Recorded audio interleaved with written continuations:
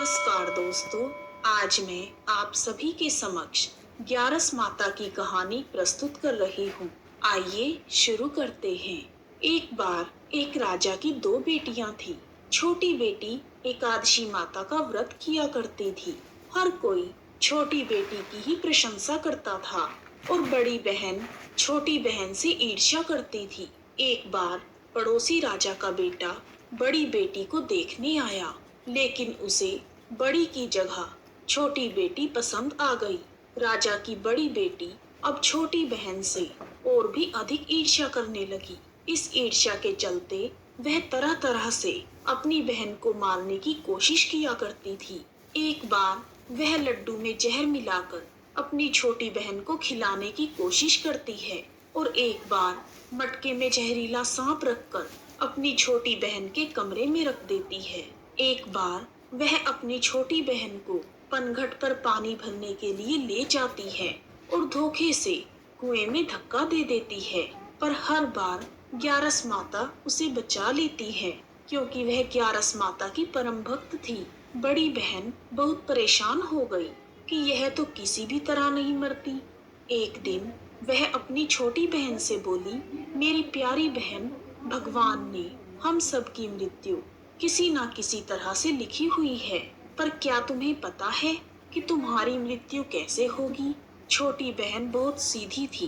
वह बोली, मेरे पालतू तोते के गले में जो हार है, मेरी जान उसमें अटकी हुई है। यदि कोई मेरे तोते को मारकर उसके गले में जो हार है उसको पहन ले, तो मेरी मृत्यु हो जाएगी, और जब वह उस हार को उतार कर कहीं रख दे तो मैं जीवित हो जाऊंगी। उस रात छोटी बहन अपने पिता के पास गई और बोली, पिताजी, मुझे शक है यदि मैं मर जाऊं तो आप मुझे जलाने की बजाय मेरी लाश को हमारे पुराने महल में एक खाट पर सुला देना। पिताजी बोले, प्यारी बेटी, तुम ऐसा क्यों बोल रही हो? 2 दिन बाद तो तुम्हारी शादी है। तब छोटी बेटी बोली, पिताजी, समय का क्या भरोसा है, शादी का दिन भी आ गया। शादी वाले दिन बड़ी बहन छोटी बहन के तोते को ढूंढती है, लेकिन उसे तोता कहीं नहीं मिलता। तभी दरवाजे पर बारात आ जाती है। वरमाला का कार्य संपन्न हो जाता है, फेरों की रस्म शुरू हो जाती है और दूसरी ओर बड़ी बहन को छोटी बहन का तोता मिल जाता है और वह तोते को मारकर हार खुद पहन लेती है। वहीं छोटी बहन के 3.5 फेरे राजकुमार के साथ पूरे हो जाते हैं। बड़ी बहन के हार पहनते ही छोटी बहन मूर्छित होकर गिर जाती है। यह देखकर बारातियों में हलचल मच जाती है कि राजकुमारी को क्या हुआ। सब डर जाते हैं।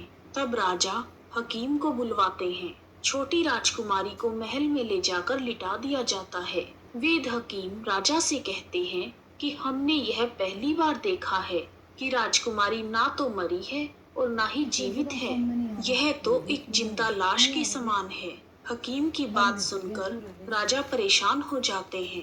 फिर वह उनसे कहते हैं कि आप बाहर जाकर बोलें कि राजकुमारी बेहोश है, थोड़ी देर में ठीक हो जाएगी।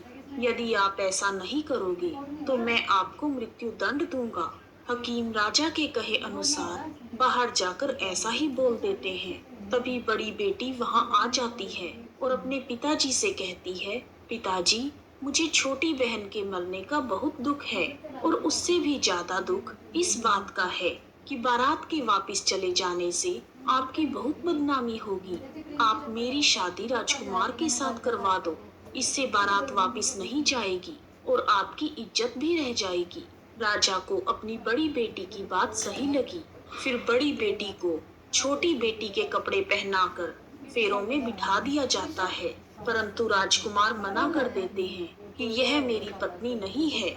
मेरी पत्नी जब बोलती है तो उसके मुंह से फूल झड़ते हैं। लेकिन सभी ने समझा बुझाकर राजकुमार के बचे हुए 3.5 फेरे बड़ी राजकुमारी के साथ करवा दिए। फिर बड़ी बेटी को राजकुमार के साथ विदा कर दिया जाता है, लेकिन राजकुमार बड़ी बेटी के हाथ से ना तो पानी पीते हैं और ना ही उससे बात करते हैं, ना उसका बनाया हुआ खाना खाते हैं। राजकुमार मन ही मन सोचते हैं कि मैं पता लगा कर रहूंगा कि मेरी पत्नी के साथ क्या हुआ है। एक दिन राजकुमार बड़े दुखी मन से घोड़े पर बैठकर जा रहे थे कि घोड़ा वहीं जाकर रुका जहां राजकुमारी की अधमरी लाश को रखा गया था।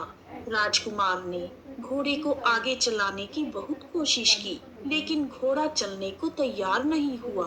फिर राजकुमार ने सोचा कि घोड़ा यहाँ क्यों रुक गया है। कोई तो वजह है, कोई तो वजह जरूर है कि घोड़ा यहाँ से जा नहीं रहा। तब राजकुमार घोड़े से उतरकर पास में बने हुए एक पुराने महल में गए। वहाँ पर एक चौकीदार था। राजकुमार ने चौकीदार से पूछा, यह किसका महल है। तब चौकीदार ने बताया, यह राजा का पुराना महल है। तब राजकुमार समझ गए कि यह महल तो उनके ससुर जी का है। तभी राजकुमार ने वहीं खाट पर किसी को सोते हुए देखा और उसकी ओर इशारा करते हुए बोले, यहाँ कौन सो रहा है। तब चौकीदार ने कहा, यह राजा की छोटी बेटी है जो विवाह के दिन बेहोश हो गई थी। तब राजकुमार बोले, यह तो मेरी पत्नी है जिसके साथ मैंने 3.5 फेरे लिए थे। तब राजकुमार ने चौकीदार से कहा, मेरे यहाँ आने के बारे में तुम किसी को मत बताना, मैं तुम्हें बहुत धन दूंगा। चौकीदार मान गया। फिर राजकुमार महल के अंदर खाट के पास गया और बचे हुए 3.5 फेरे उसने खाट के साथ लिए और वह पूरा दिन रानी की खाट के पास बैठा रहा। जब रात हुई तो छोटी रानी जीवित हो गई और उसने अपने पति को देखा। अपने पति को देखकर वह रोने लगी। तब राजकुमार ने पूछा, तुम विवाह के दिन बेहोश हो गई, तब तुम्हारे पिता ने मेरी शादी तुम्हारी बड़ी बहन से तो करवा दी, परंतु मैंने तुम्हारी बड़ी बहन को स्वीकार नहीं किया। तुम मुझे पूरी बात बताओ कि तुम बेहोश कैसे हुई और अब रात के समय तुम जीवित हो गई, इसके पीछे क्या राज है। तब छोटी बेटी ने अपने पति को तोते और हार वाली सारी बात बताई और यह भी बताया कि मैंने अपनी बड़ी बहन को तोते के गले में पड़े हुए हार के बारे में बताया था। मेरी बहन मुझसे बहुत ईर्ष्या करती थी। उसने कई बार मुझे मारने की कोशिश भी की, पर ग्यारस माता ने मुझे हर बार बचा लिया। मेरे पालतू तोते के गले में जो हार था वह मेरी बड़ी बहन दिन में पहन लेती है और रात को उतार देती है, इसलिए मैं सारा दिन मूर्छित रहती हूँ और रात में जीवित हो जाती हूँ। यदि वह हार मुझे वापस मिल जाए तो मैं हमेशा के लिए जीवित हो जाऊंगी। यह सब सुनकर राजकुमार बहुत हैरान हुआ और बोला, कोई बहन भी ऐसा कर सकती है। यह सब सुनने के बाद राजकुमार पूरा दिन वहीं रहने लगा। बड़ी रानी ने दासियों को भेजकर पता लगाना चाहा कि आजकल राजकुमार दिन रात कहाँ रहते हैं, परंतु किसी को कुछ ना पता चला। उधर छोटी रानी गर्भवती हो गई।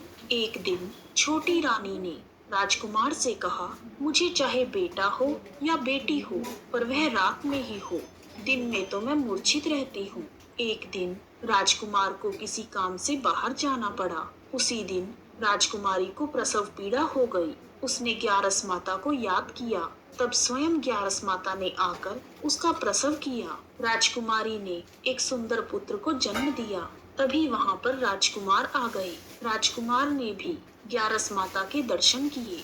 ग्यारस माता बोली, यह मेरी परम भक्त है, तुम इसका सदा ख्याल रखना और जब तुम्हारा पुत्र 5 वर्ष का हो जाए तो इसका हार इसे लाकर पहना देना। देखते ही देखते कुंवर 5 वर्ष का हो गया। एक दिन राजकुमार को किसी काम से शहर जाना पड़ा। जाते हुए उसने कुंवर से कहा, हे पुत्र, तुम अपनी माँ की खाट के पास ही रहना, मैं जल्दी ही काम निपटा कर आता हूँ। तब बड़ी रानी के दास दासियों ने राजकुमार को पुराने महल से निकलते हुए देख लिया और उन्होंने कुंवर को वहां से उठवा लिया।